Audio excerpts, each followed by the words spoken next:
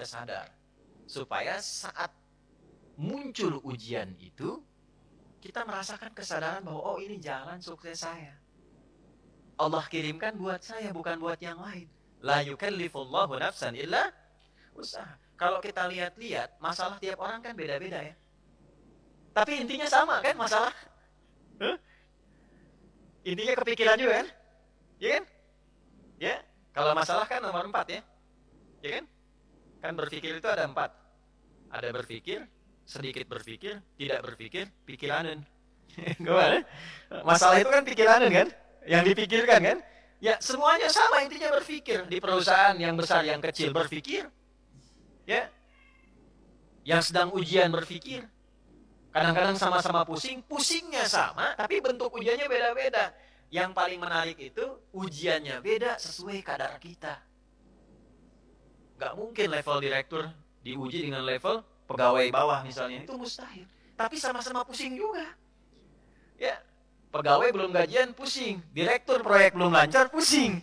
Pusingnya kan sama kan? Tapi wujud ujiannya beda. Karena sesuai dengan maslahat kita. Itulah la yukallifullahu nafsan illa. Nah, cara mengatasinya bagaimana? Supaya saat diterima itu ada ketentraman dalam jiwa. Dan ketentraman itu melahirkan kesadaran. Oh, ini kan yang saya minta. Gak mungkin ujian ini tiba-tiba muncul di hadapan saya kalau saya gak pernah berdoa. Coba siapa yang pengen kaya, pernah berdoa minta sukses. Terus Allah kasih jalannya, nih lewatin dulu ini. Yang paling aneh kan begini, minta begitu dikabul marah. Kenapa harus saya ya Allah? Kan mana tadi dengar doa itu? Kan kamu yang minta tadi, kenapa ketika dikasih bilang, kenapa harus saya ya Allah? Ini kan aneh sebetulnya. Ya? Jelas ya? Nah, supaya menghadirkan suasana itu, solusinya apa? Itulah hadiah Isra Mi'raj. Makanya perjalanan Nabi sebelum Isra Mi'raj itu melalui persoalan-persoalan dulu. Supaya sadar hidup itu nggak ada yang lurus terus. Tidak ada yang nyaman terus. Ya, Nabi itu sebelum Isra Mi'raj itu apa peristiwanya? Diganggu di Mekah. Lalu berharap di Taif itu ada pelindung. Karena Taif itu, maaf, secara landscape itu apa ya? Gambaran kotanya itu lebih maju, ekonominya lebih maju, supaya diharapkan orangnya lebih berpendidikan. Jadi begitu datang ke situ disambutnya baik. Ternyata alih-alih baik, nyampe ke Taif, kalau di Mekah dilempar dengan kata-kata, dituduh, dicaci, dimaki. Ke Taif dilempar dengan batu. Nabi terluka. Anak angkat beliau terluka juga Zaid. Istirahat, datang malaikat 2 turun. Ya Muhammad ya Rasulullah, kama qala, ya Rasulullah, mud yadaika ila sama, angkat tanganmu minta kepada Allah supaya kami ini diperkenankan mengangkat 2 bukit untuk menghimpit orang-orang yang telah melukaimu ini. Apa jawab Nabi? Perhatikan kalimatnya. La fa innahum qaumun la ya'lamun. Mohon jangan lakukan, karena mereka melakukan itu kepadaku karena belum tahu saja tentang aku. Bukan karena benci. Karena belum tahu. Kalau orang belum tahu dia apa kan? Diberitahu, bukan dimarahi. Bukan dicaci. Jadi boleh jadi ada yang mencela itu karena belum tahu. Nah, kalau kita tidak merasa harus dicela, ya, dan tidak merasa celaan itu ada pada diri kita, kenapa mesti marah? Jelas ya? Maka apa yang terjadi? Perhatikan doanya. Au kama qala ilahi ila man taqiluni a ila qaribin yu'dhini am ila ba'idin yu'limuni fa ana radin ma lam taghlab alayya wala haula wala quwwata illa billah. Ya Allah, setelah aku bertugas di sini dan dilempari oleh orang-orang di sini, kemana lagi engkau akan perjalankan aku setelah ini? Apakah tempatnya masih dekat dan aku akan dilempari lagi? Ataukah tempatnya jauh dari sini dan aku akan disakiti lagi? Aku ridha dengan itu ya Allah, selama itu perintahmu sepanjang engkau tidak marah kepadaku. Itu poinnya, tolong garis bawah ini. Sepanjang engkau tidak marah kepadaku, apapun yang kau perintahkan, aku kerjakan. Apakah tempatnya masih dekat atau jauh dan aku akan disakiti lagi? Dari situlah turun undangan Isra dan Mi'raj. Ternyata bukan cuma di bumi, diperjalankan langsung sampai dengan ke langit. Subhanalladzi asra bi'abdihi lailan minal masjidil haram ilal masjidil aqsa alladzi barakna haulah linuriyahu min ayatina innahu huwas samiul basir. Turunlah peristiwa Isra Mi'raj. Undangan itu turun. Asalnya dari situ. Jadi ketika kita itu sadar bahwa semua apa yang kita alami ini ujian dari Allah untuk membantu kita meningkatkan kualitas hidup, mengabulkan doa kita, disitulah anugerah akan turun. Tapi kalau kita banyak mengeluh, capek. Ya, ini saya kasih gambaran gini. Ibu tahu cacing nggak? Cacing tahu ya? Mas tahu cacing ya? Pak, cacing itu kalau saya punya wajan tuh buat gorengan, panasin. Cacingnya dikesituin tuh. Ya. Kalau belum panas kan dia diam ya. Kalau udah dipanasin dia ngapain? Ah, rungkel-rungkel tuh. Orang Banten rungkel-rungkel. Ya. Ngapain cacingnya? Hah? Gerak-gerak gitu kan? Kenapa? Kenapa? Panas. Bukan. Bukan karena kepanasan. Karena cacing tidak bisa mengeluh. Aduh, panas. Aduh. Enggak. Dia bergerak mencari solusi. Ya. Pernah nggak dengar cacing? Aduh, nggak pernah kan? Kenapa harus saya? Kenapa? Nggak pernah begitu. Kejamnya, oh, nggak pernah. Ya, yang dicari solusi. Nah, cacing dihisap tidak? Tidak. Kita dihisap tidak? Cacing tidak dihisap, tapi menjadi umpan untuk makanan kita. Kita yang sering ngumpanin cacing, tapi nggak belajar dari cacing loh.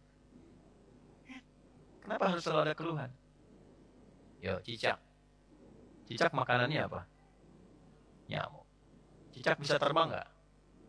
Nyamuk bisa terbang. Di mana logikanya hewan yang tidak bisa terbang, makanannya terbang? Tuh. Tuh kalau nyamuknya pintar, dia punya akal. Ya, jadi mainan cicak tuh. Cicak, gitu kan? Ya, tapi lihat kuasa Allah tuh. Orang tua kita cuma ngajarin sedikit, cicak di diam-diam datang seekor. Kok datang seekor nyamuk? Bukan cicak mendatangi nyamuk, nyamuknya datang. Siapa yang mendatangkan nyamuk ke cicak itu? Apa pernah cicak mengeluh? Tidak mengeluh. Nah, itu binatang. Nah, yang mau saya katakan, mengembalikan suasana itu, Nabi sudah mengajarkan dari peristiwa Isra Mi'raj. Tidak ada orang bebas dari ujian. Tapi kalau kita menyadari semua datang dari Allah untuk membuat kita lebih berkualitas, satu, dan mengabulkan sesungguhnya apa yang kita mohonkan dalam doa, maka turunlah kemudian kenyamanan. Kalau Nabi karena Nabi Rasul, mu'jizatnya Isra Mi'raj, naik buruk, kita nggak mungkin naik buruk. Odong-odong banyak. Nah, delman banyak, tapi naik buruk mustahil. Ya, karena peristiwanya tidak mungkin berulang, maka hadiahnya diabadikan. Itulah sholat. Itulah sebabnya panggilan sholat itu bersanding dengan hajat. Karena itu sholat disebut dengan hajat. Kebutuhan. Wasta'inu bis-sabri was. Kalau punya masalah, terima dulu dengan sabar. Dan lakukan sholat. Nah, jadi asalnya sholat itu diperintahkan oleh Allah lewat Rasulullah untuk menyelesaikan semua masalah kehidupan kita. Makanya dulu orang-orang yang punya hajat, punya masalah, itu melakukan sholat. Nabi Zakaria punya masalah.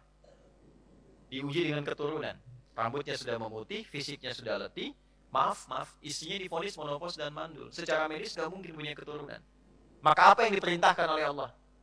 Diilhamkan sholat. Di Quran surah 3, ayat 38-39. Ya. Hunalika da'a Zakaria rabbah qala rabbi habli min ladunka dzurriyyatan thayyibah innaka sami'ud du'a fanadathu al-malaikatu wa huwa qa'imun yusalli fil mihrab anna Allah yubashshiruka bi Yahya. Setelah manusia mengatakan enggak mungkin kau punya keturunan, beliau salat. Dalam salatnya beliau memohon, ya Allah, semua memvonis aku tidak akan mungkin punya keturunan, maka aku menyebut namamu yang memberi tanpa punya batasan, Hab namanya. Dari Wahab. Ya Allah, saya minta darimu saja, karena orang lain mengatakan nggak mungkin. Saya minta darimu yang tidak punya batasan. Engkau pasti mendengar doa saya. Kalau yang pada maha mendengar juga tidak terkabulkan, kepada siapa lagi saya mesti meminta? Maka langsung turun jawaban. Padahal beliau itu masih berdiri dalam sholatnya, belum selesai sholatnya. Fanadatul malaikatu, turun malaikat, wa huwa qa'imun yusalli fil mihrab. sedangkan beliau masih berdiri dalam sholatnya.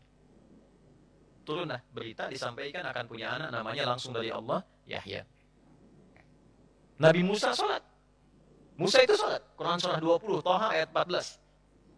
Innani anallahu la ilaha illa ana fa'budni wa aqimis salata li dzikri. Nabi Isa sholat. Quran surah 19 ayat 31 sampai 33. Wa awsani bis shalah. Allah memerintahkan padaku untuk sholat. Nabi Ismail sholat.